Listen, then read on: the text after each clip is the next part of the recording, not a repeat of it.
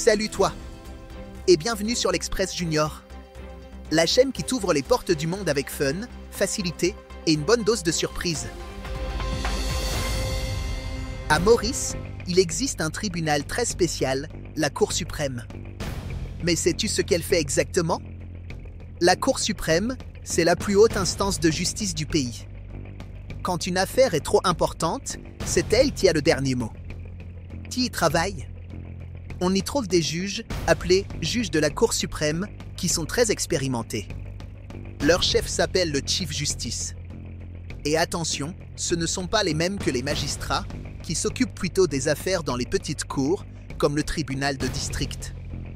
La Cour suprême traite des grands dossiers, par exemple, des contestations d'élections ou des affaires où quelqu'un dit qu'une loi va contre la Constitution, le livre de règles du pays. Elle s'occupe aussi des appels. Si quelqu'un n'est pas d'accord avec une décision d'un tribunal plus bas, il peut demander à la Cour suprême de revoir l'affaire. En gros, la Cour suprême, c'est un peu comme l'arbitre final, elle vérifie que les règles du jeu sont respectées, du plus petit citoyen jusqu'au gouvernement lui-même.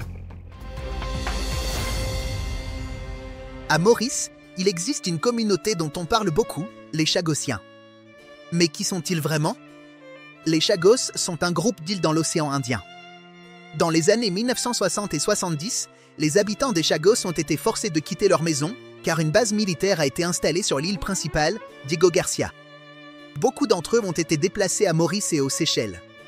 Depuis, une grande question reste sans réponse claire, est-ce que les Chagossiens sont mauriciens à part entière? Certains disent oui, car les Chagos faisaient partie de Maurice avant la séparation. D'autres estiment que leur histoire particulière leur donne une identité à part.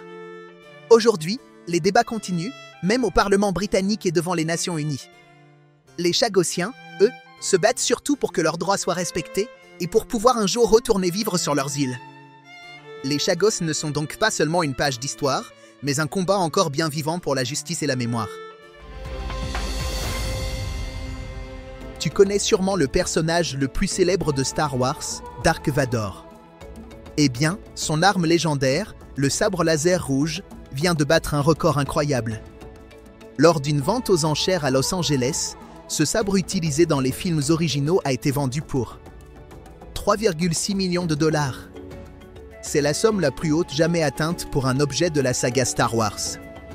Avant ça, c'était une figurine ultra rare de Boba Fett qui détenait le record à un peu plus d'1 million. Mais cette fois, Dark Vador a montré qu'il restait le maître incontesté.